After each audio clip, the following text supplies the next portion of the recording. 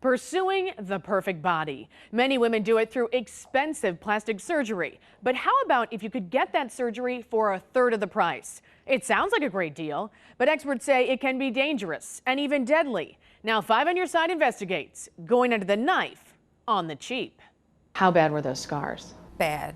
They were bad. All her life, Amy Buckner dreamed of being a fashion model. But one day, a car accident changed everything. I hated what I saw in the mirror. And plastic surgery was out of her financial reach until she found a solution on, of all places, Facebook.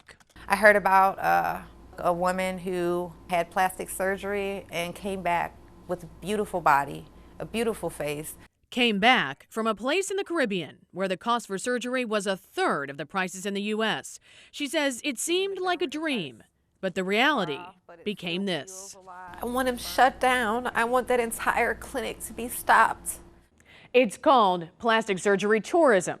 Patients from first world countries flying to second or even third world health facilities for plastic surgery they couldn't otherwise afford. In fact, it's become a major industry in the Dominican Republic, or DR, where a third of patients are from the U.S. or another country.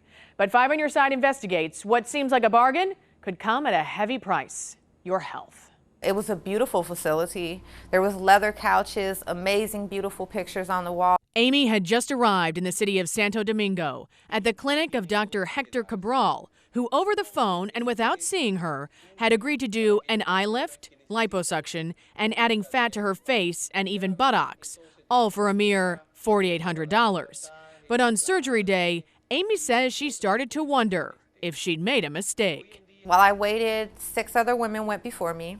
Until finally, they called her name and she went in. I woke up in a room with no air conditioning. Right away, Amy says she felt very sick, so she flew back to the U.S. for medical help, where she eventually discovered the results of her surgery. My entire abdomen is completely demolished. But some say things could have been worse. I still don't believe this has really happened. Diane Shields is talking about her daughter, Rasheen. She, too, traveled to Cabral's clinic with her husband, Miguel, by her side. She went into the operating room for a tummy tuck and 2 other procedures. But the guy they sent to get me, I was asking him if everything went okay. She didn't come out alive. He wouldn't answer me. He told me that I have to speak to Dr. Cabral, that he's going to explain everything to me. Rasheen died, leaving 5 children behind. She was only 38. Days later, Rasheen was returned home to the United States. Finally, my daughter came out, and she was in a box, a wooden box. And the worst part? If he had been in jail, my daughter would be alive. That's because in 2011, the state of New York arrested Hector Cabral in the States and charged him with multiple felony counts of practicing medicine in the U.S. without a license. The New York Attorney General said Cabral gave consultations to women in nail and beauty salons and, quote, lured unsuspecting patients with bargain prices, putting his own greed before the health and safety of his victims. But instead of sending Cabral to prison, prosecutors struck a plea deal with him that included a fine and community service to be done in his own country, where he returned to continue doing surgeries. And as for Amy? So what was your first reaction when you saw Amy's torso today? I felt sorry for her. We had the president of the St. Louis Association of Plastic Surgeons examine her. My suspicion is that the scar extends from the skin all the way down to the muscle underneath.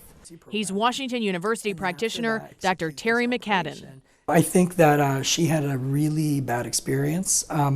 And the reality is I think it's going to be a very difficult problem to fix. A problem, says Dr. McCadden, caused by doing her liposuction too aggressively and too close to the skin.